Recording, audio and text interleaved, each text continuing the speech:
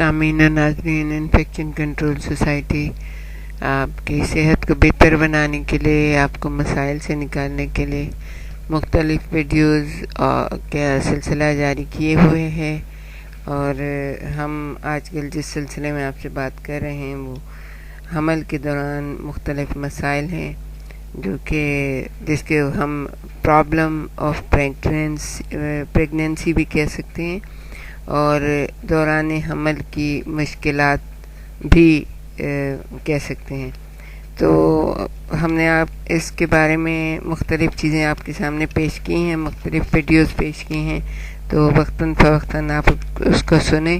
اور اپنے مسائل کا حل جو ہے نا وہ تلاش کریں۔ تو اب ہم جس چیز کے بارے میں آپ کے سامنے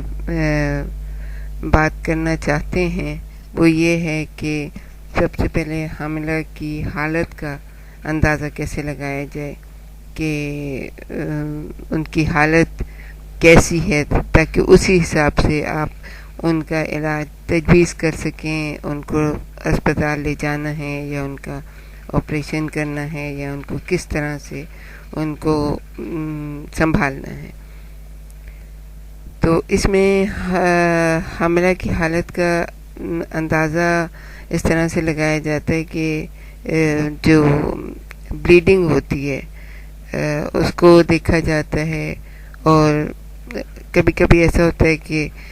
بلیڈنگ کی مقدار گھٹ جاتی ہے یا بڑھ جاتی ہے۔ بعض خواتین میں یہ شکایت ہو سکتی ہے کہ ماضی میں بھی انہیں حمل کے پورے عرصے کے دوران وقفے سے تھوڑی تھوڑی مقدار میں بلڈ آتا رہا ہے، اور دیگر خواتین میں یہ ہوتا ہے کہ 20ویں ہفتے کے بعد ایک ہی بار بڑی مقدار میں بلیڈنگ ہو سکتی ہے، لیکن حمل کے 34ویں یعنی 34 ہفتے کے بعد بڑی مقدار میں اور بار بار خون ضائع ہوتا ہے۔ بلیڈنگ کی مقدار معمولی، معتدل یا شدید ہو سکتی ہے۔ بلیڈنگ آنے کا تعلق اکثر و بیشتر کسی خاص قسم کی سرگرمی یا چلنے پھرنے سے نہیں ہوتا، بلکہ یہ آرام کرنے کے دوران بھی آ سکتا ہے۔ خشک رنگ کا چمکتا ہوا جو بلڈ ہے، جو اس کے تازہ ہونے کی نشانی ہوتی ہے۔ اگر پلیسنٹا یوٹرس کے نچلے مقام پر واقع ہوگا تو اس کی پوزیشن کی وجہ سے ضائع ہونے والا سارا خون بغیر کسی رکاوٹ کے باہر آ جائے گا، اور اس میں پلیسنٹا میں رہنے کی وجہ سے بننے والے لوتھڑے نہیں ہوں گے، اس لیے پلیسنٹا پریویا میں درد محسوس نہیں ہوگا۔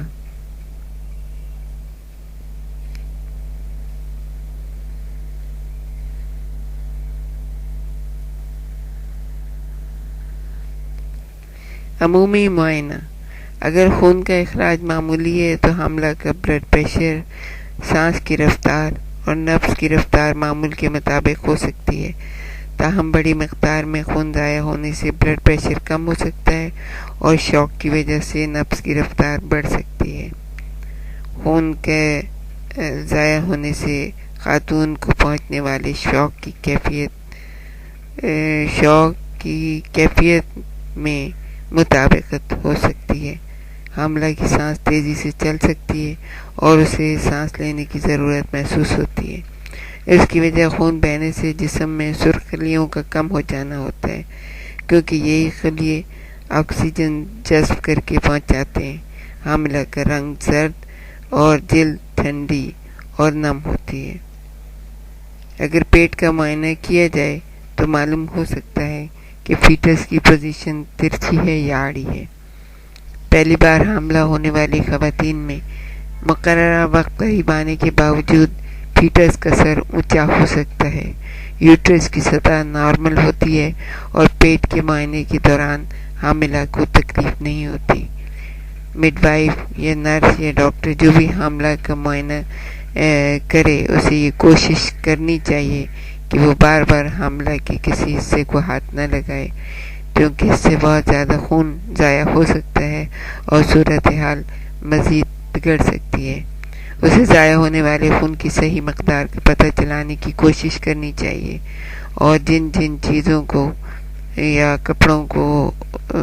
سے خون کو صاف کیا گیا ہے سب چیزوں کو سنبھال کر رکھ لینا چاہیے۔